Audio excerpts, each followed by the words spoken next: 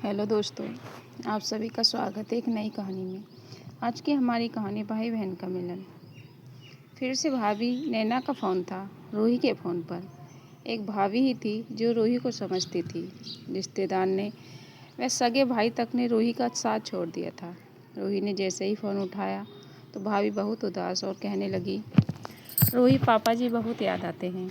कितना ध्यान रखते थे वो मेरा। मुझे अपने पापा की कभी कमी महसूस नहीं होने दी उन्होंने। मेरे मांगने से पहले ही मेरी पसंद जलेबी कभी समोसे ले आते थे। जब भी बाज़ार जाते मम्मी जी के सूट के साथ साथ मेरे लिए भी एक दो सूट ले आते थे। कभी चूड़ियाँ कभी पर्स। कितना ख्याल था उन्हें।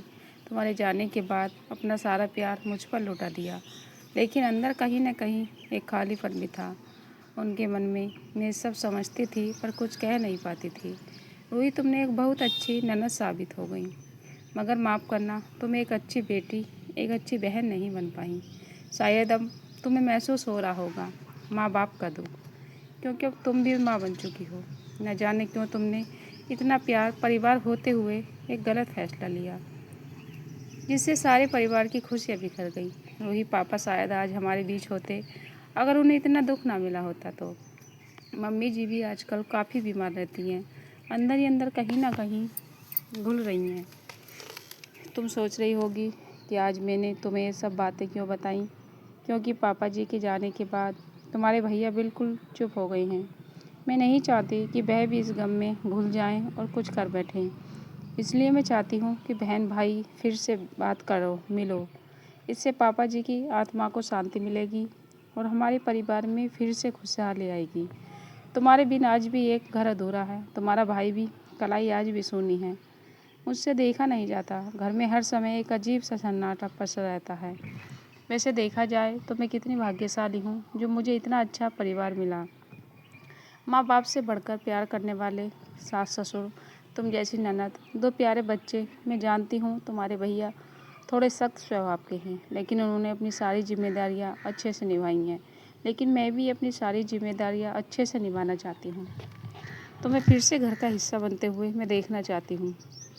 हेलो हेलो रूही, मुझे सुन रही हो? ये सब सुनकर रूही को बहुत रोना आ गया।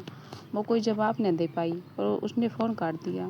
साथ ही अपने अतीत में पहुंच गई, जब उसके एक गलत फैसला ने न सिर्फ उसकी बल्कि उसके साथ साथ उसके परिवार की खुशियाँ भी छीन ली। विवेक और रूही जब कॉलेज में थे तभी से एक दूसरे को पसंद करने लगे थे, लेकिन जैसे ही उनकी भनक घर वालों को हुई, उनका विरोध हुआ। ख़ासतौर पर रूही के भाई ने बहुत विरोध किया, क्योंकि वो अच्छे से जानता था विवेक अच्छा लड़का नहीं है। लेकिन होनी को कौन रोक सकता था। एक दिन विवेक और रूही घर छोड़कर भाग गए। उन्होंने मंदिर में शादी कर ली। विवेक के माँ बाप का तो पता नहीं, लेकिन रूही के माँ बाप बिल्कुल जड़ हो गए थे। जवान बेटी ने इतना बड़ा कदम उठा लिया और भाई तो जैसा गुस्से का घूंट पीकर रह गया। और उधर रूही, जिसने विवेक को बहुत कुछ समझा था, उसने भी एक दो महीने में अपने रंग दिखाने शुरू कर दिए। वह वापस आने परिवार में उसे लौट आया, जहाँ रूही की कोई इज्जत नहीं थी। न विवेक के माँ बाप, न ही भाई बहन रूही को सम्मान देते थे, बल्कि उसे नौकरानी की तरह काम करवाते थे। जब वह प्रेग्नेंट थी तो वह खाने के लिए तरस जाती थी। तब उसे अपने माँ बाप, भाई भाभी बहुत याद आते, जो उसका इतना ध्यान रखते थे। उसे एक छींक भी आती तो सारा घर परेशान हो जाता था।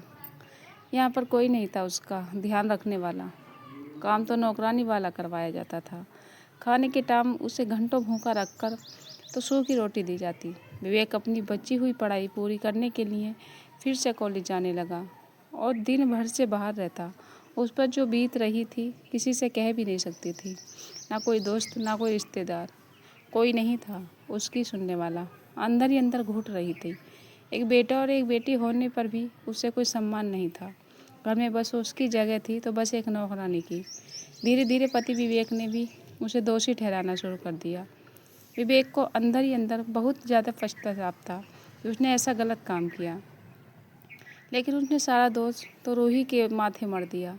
अगर उन्होंने गलत कदम उठाया तो उसके दोषी वह दोनों थे, ना कि सिर्फ रूही। 4 साल पहले ही रूही की भाभी ने कहीं से उसका नंबर लेकर उसे फ़ोन किया और अपनी सास से बात कराई। माँ से बात कर रूही का मन काफ़ी हल्का हो गया, लेकिन उसने माँ को विवेक और उसके परिवार की ज़्यादतियाँ नहीं बताई, क्योंकि वह पहले दिन बड़ा दुख माँ बाप को दे चुकी थी। अब उन्हें और दुख नहीं दे करना चाहती थी। जूही की शादी को 15 साल हो गए, लेकिन उसकी स्थिति आज भी वही थी। आज जब वह भाभी का फ़ोन आया तो पुरानी बातें फिर से याद आ गईं। क्या करेगी रूही? क्या अपने भाई और अपने बीच की दूरी को कम कर पाएगी? क्या उसकी भाभी बहन भाई को फिर से मिला पाएगी? यह जानने के लिए इस कहानी का अगला भाग भाई बहन का मिलन ज़रूर पढ़ें। कहानी पसंद आई तो वीडियो को लाइक शेयर करके चैनल को सब्सक्राइब करना। धन्यवाद।